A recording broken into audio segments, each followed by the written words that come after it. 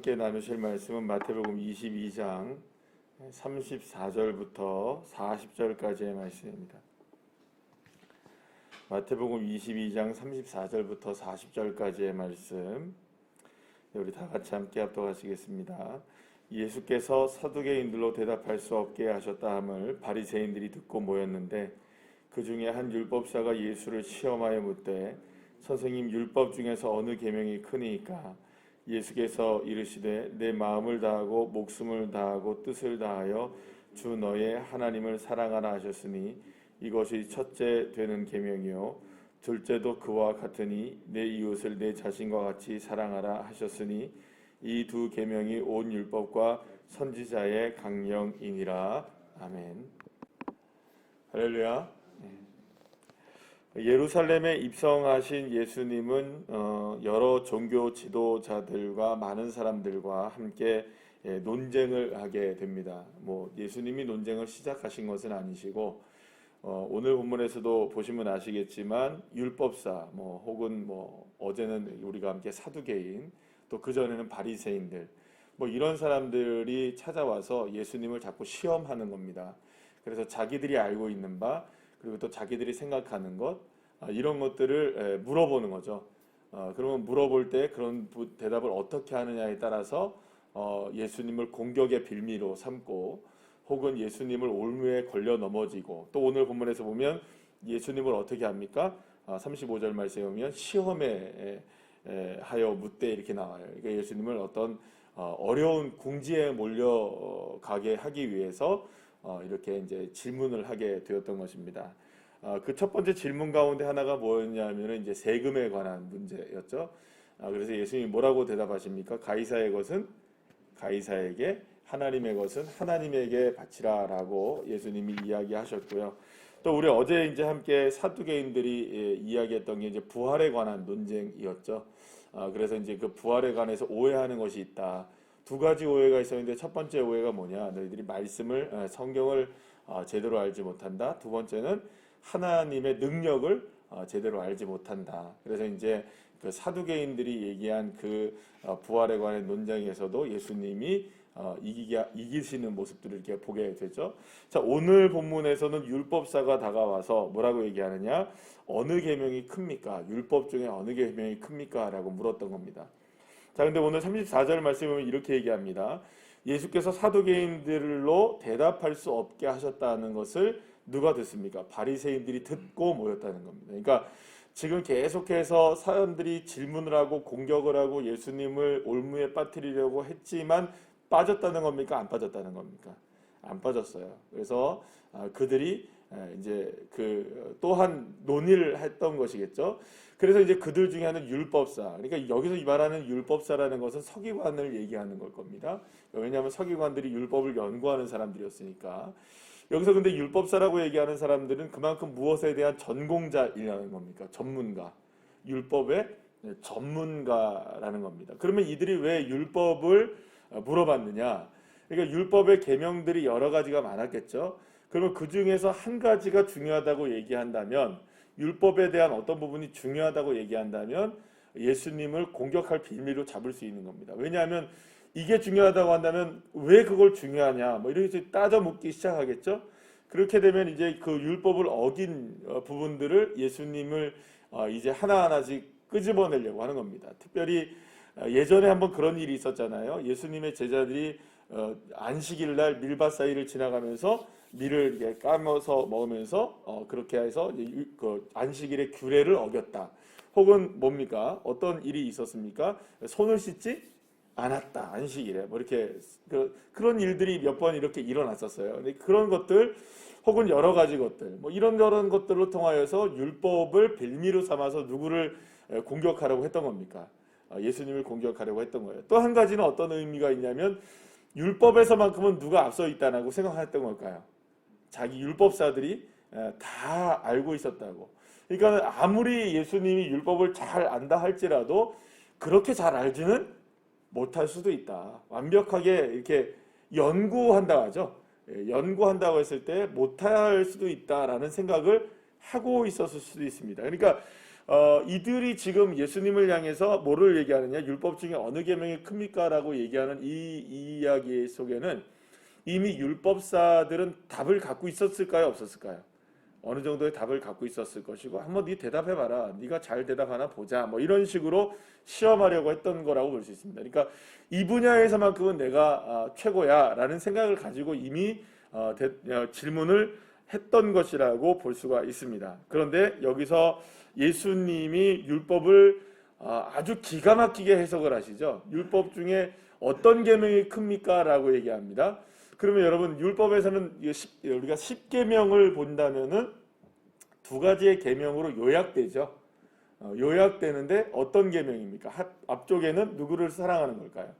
하나님에 관계된, 그러니까 1계명부터 4계명까지는 하나님과의 관계된 계명이고요. 그리고 크게를 본다면 5계명부터 10계명까지는 10번째 계명까지는 이웃과의 관계된 계명이잖아요. 물론 그 중간에 5번째 부모를 공경하라는 것은 이웃이라고 보기에는 좀 어렵고 내 가족이니까, 그러니까 중간 정도에 있다고 볼 수 있습니다. 그러니까 1계명부터 4계명까지는 분명하게 하나님과의 관계된 계명이고 6계명부터 10계명까지는 분명히 이웃과의 관계된 계명이에요. 그 중간에 부모를 공경하라는 게 있으니까 아마도 이것이 이제 아마 중간쯤에 있는 계명이라고 볼 수가 있는 거예요. 그래서 어쨌든 계명을 분명하게 한쪽으로 두 쪽으로 이렇게 나눌 수는 있을 거예요. 그래서 예수님도 뭐라고 얘기하십니까? 마음과 목숨과 성품을 다해서. 이게 이제 결국에는 구약의 율법에 이제 토라에 나와 있는 앞에 모세오경에 나와 있는 그 율법의 아주 중요한 개념을 누구를 사랑하는 것입니까? 마음을 다하고 성품을 다하고 목숨을 다해서 누구를 사랑하라?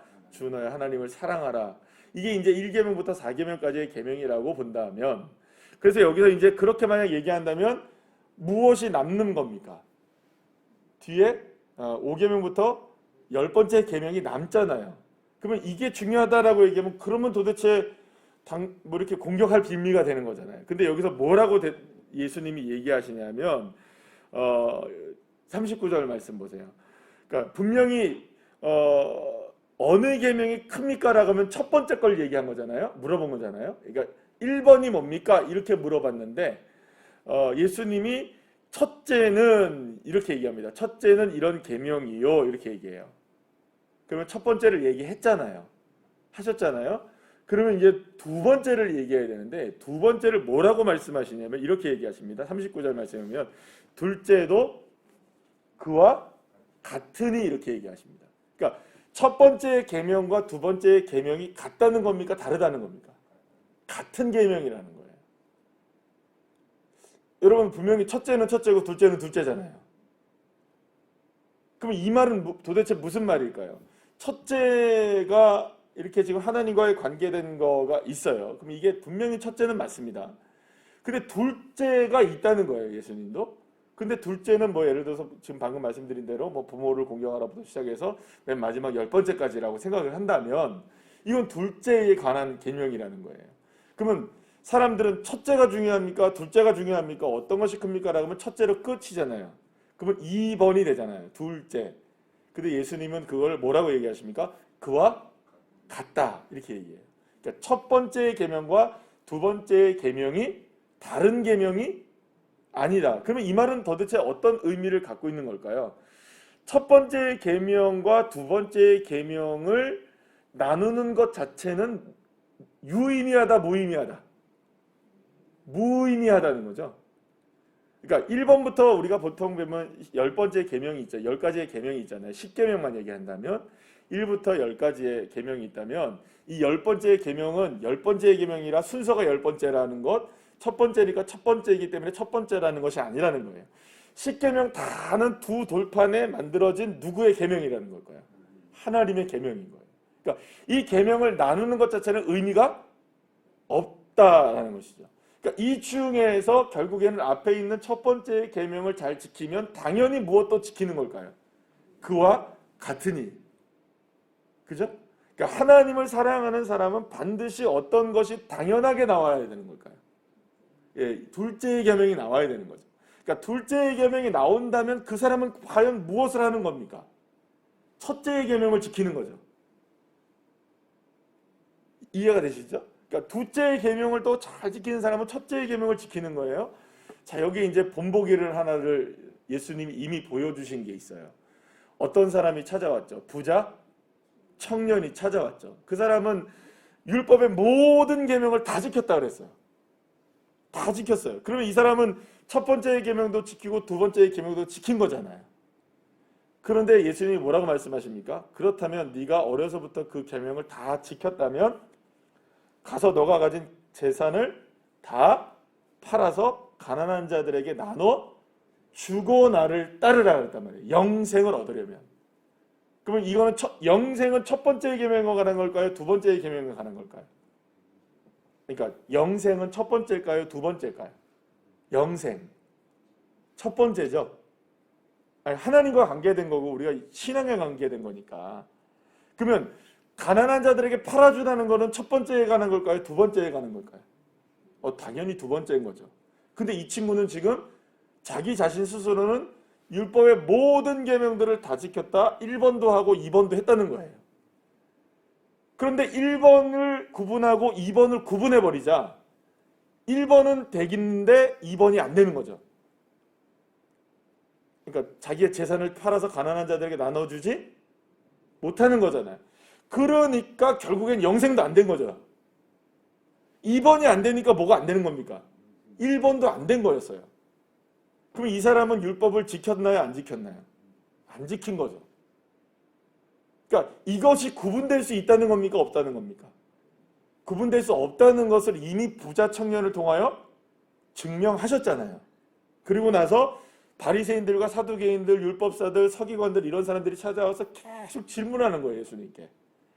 이게 맞냐 저게 맞냐 이게 틀리냐 저게 틀리냐 뭐 이렇게 계속 얘기를 하는 거죠. 근데 예수님이 여기서 쐐기를 박는 거예요. 무슨 얘기를 하냐. 너희들이 그렇게 뭔가 우선순위를 두고 무엇이 맞느냐 무엇이 틀리냐고 얘기를 하는데 맞고 틀린 거의 문제가 아니다. 지금 하나님을 사랑하고 이웃을 사랑하는 것이 다른 계명이 아니라 하나의 계명이다. 그럼 여러분 이걸 왜 주님께서 이야기를 하셨을까요? 결국에는 이거는 이런 이야기를 하고 싶었던 겁니다. 믿음이 있다 한다면 하나님을 믿는다면 삶에서도 그 삶이 드러납니까? 안 드러납니까? 자연스럽게 드러나는 거죠. 하나님을 사랑하는 것은 그와 같다. 너희가 누구를 사랑하는 것으로 드러난다. 이웃을 사랑하는 것으로 드러난다라고 얘기했다면 예수님이 지금 말씀하시는 것은 계명을 다 나눠서 이렇게 생각할 수 있는 것이 아니라 온전하게 하나의 모습들로 드러나야 된다. 우리가 주일날 오후 예배 때 성령의 열매에 관해서 우리가 함께 공부를 했었습니다. 말씀을 나눴는데 성령의 열매 9가지는 하나인가요? 9가지인가요? 하나이면서 9개의 모습으로 드러나는 거죠. 그런 9가지의 모습이 또한 하나인 겁니다. 분리할 수 있나요? 없나요? 왜 분리할 수가 없냐면 주님이 내 안에 계시면 당연히 주님의 성품으로 드러나는 것이 무엇일까요?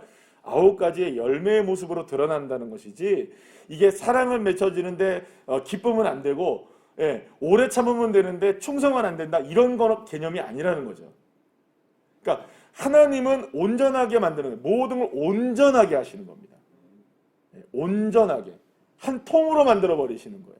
그러니까 하나님의 나라가 임하는 방식은 여기는 임하고 여기는 안 임하고가 아니고 하나님의 나라는 통으로 확 이렇게 임하시는 겁니다. 이걸 지금 얘기하고 싶으신 거예요. 그런데 이 사람들은 어떤 얘기를 하느냐? 이게 분리될 수 있다고 생각하는 거예요. 그럼 왜 이런 얘기를 했느냐? 한번 이렇게 생각해 볼 수 있어요. 이 말씀 이후로부터 시작해서 계속해서 예수님이 무슨 얘기를 시작하시냐 하면 이제 바리새인들과 서기관들과 율법사들과 같은 이 종교 지도자들을 향해 독설을 시작하십니다. 예수님이 그렇게 막 못되신 분 아니시죠? 막 욕하시고 막 이렇게 함부로 사람들한테 대하시는 그런 분 아니십니다. 그렇잖아요. 예수님이 막 예를 들어서 요한복음에 보면 수가성에서 여인을 만났을 때에도 얼마나 친절하게 그죠? 그 여인과 대화를 나누시고 예수님이 여러분들 그 부자 청년을 다가오셨을 때도 사랑스럽게 보셨죠? 그렇게 물론 뭐 때로는 모질게 하시는 경우도 있었지만 그 모질을 통하여서 예수님은 그들을 사랑하셔서 결국 고쳐주시기도 하시고 예수님이 굉장히 사랑스러우신 분이십니다. 오해하지 마십시오. 그런데 오늘 본문 이후부터 나오는 본문에 보면 계속해서 무슨 얘기가 나오냐면 화 있을진저, 화 있을진저, 화 있을진저라는 얘기를 하세요. 누구를 향해서 화 있을진저? 서기관과 바리새인들의 외식적인 모습을 보고 화 있을진저, 특별히 거기서 무슨 얘기하냐면 화 있을진저 외식하는 자들, 뭐 회칠한 무덤, 그러니까 뭐 독사의 자식들, 막 이런 이야기들이 막 드러나기 시작하는 거예요. 그럼 여러분 이 말은 누구를 향해서 지금 얘기하고 있는 걸까요? 그 종교 지도자들을 이야기하시는데 그들의 어떤 모습을 이야기하는 거예요? 외식하는 모습. 그러니까 속과 겉과 무엇이 다른 겁니까? 속이 다른 모습이죠. 한쪽으로는 마음속으로는 하나님을 사랑한다고 하면서 이웃에 대해서는 그냥 뽐내기만 좋아하고, 거리에서 그냥 사람들에게 인정받기나 좋아하고, 기도를 해도 그냥 진심 어린 기도가 아니라 보여주려고 사람들한테 거리 어귀에서 막 기도를 하고, 금식을 해도 그렇게 기도를 하고, 구제를 해도 그렇게 하고, 그러니까 모든 것에 있어서 신앙과 삶이 일치가 됩니까 안 됩니까? 이 사람들은 안 되는 모습을 이제 말씀하시기 시작하는 거예요. 그러면 이들은 자기가 원하는 첫 번째의 계명이 뭐든 두 번째의 계명이 뭐든 세 번째의 계명이 뭐든 하나를 잃으면 다 안 지키는 거죠. 그렇죠? 뭐는 지키고 뭐는 안 된다? 이게 될 수가 없다는 거예요. 그래서 예수님이 지금 말씀하시는 것을 요약해서 정리하면 이렇습니다. 신앙이란, 믿음이란, 계명을 지키는 것이란 우리의 삶과 우리의 믿음이 분리될 수 있다 없다? 분리돼서는 안 된다. 그래서 우리가 보통 이거를 성속의 일치라고 얘기를 합니다. 그러니까 성과 속의 일치. 그러니까 세속적인 삶과 우리가 영적인 삶의 일치를 우리가 무엇이라고 얘기하느냐? 이거를 바로 신앙이라고 얘기하는 겁니다. 그래서 기독교는 바로 이것을 이야기하는 거예요. 다른 종교들은요, 여러분들 그렇지 않아요. 그냥 공부를 해서 그냥 도를 닦아서 깨달으면 끝이라고 생각을 해요. 사실은 그렇습니다. 그들은 물론 도덕적이고 윤리적인 면을 얘기하지 않는 건 아니에요. 그러나 그것보다는 무엇이 먼저입니까? 자기가 깨닫는 게 먼저라고 생각해요.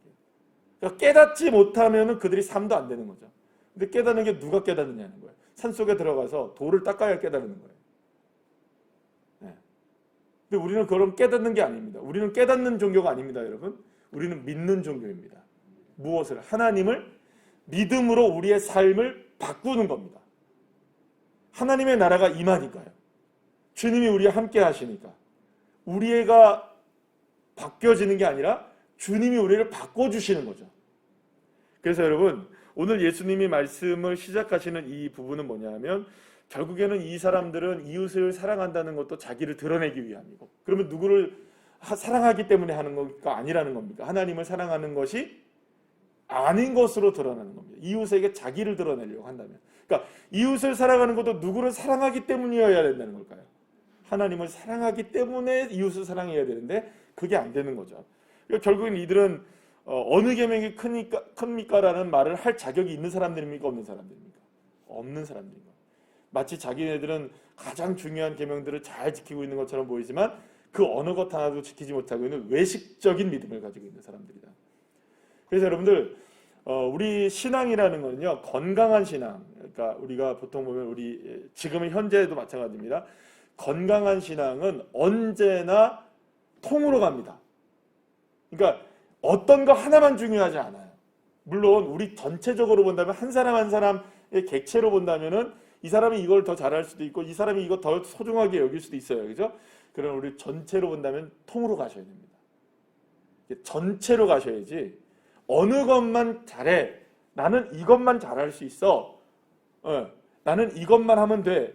이 생각은 굉장히 위험할 수 있어요. 여기서 무엇이 나오나요, 여러분? 이런 데서 마치 이제 저게 이제 그 이단 같은 사람들이 나오는 거예요. 어떤 사람은 뭐 이게 어떤 은사가 중요해. 이러면 거기서부터 이제 하는 겁니다. 어떤 사람은 전도만 중요해. 그러면 여러분 또 이단이 나오는 거예요. 어떤 사람은 뭐 마귀하고 싸워야 돼. 이러면 또 이제 귀신론이 나오는 거고. 그러니까 이런 식으로. 그리고 또 뭐 어떤 사람은 뭐 구원의 숫자가 중요해. 그러면 신천지 나오는 거예요, 여러분.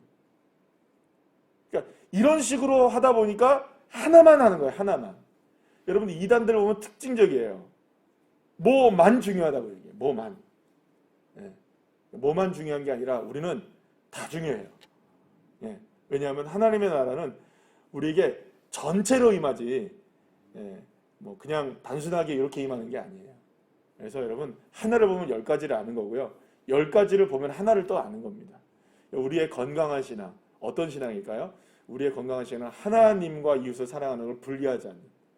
그래서 온전한 계명들을 다 이루어내는. 우리의 힘으로 될까요? 안 될까요? 그게 안 되는 거예요. 그래서 누가 하시는 일입니까? 그러니까 주님이 우리에게 다가오신 거예요. 그래서 우리에게 은혜를 베풀어 주시고 우리에게 용서해 주시고 우리에게 능력을 베풀어 주시는 분이 누구시냐? 여호와 하나님이시고 우리 주 예수 그리스도인 줄로 믿으시길 바랍니다.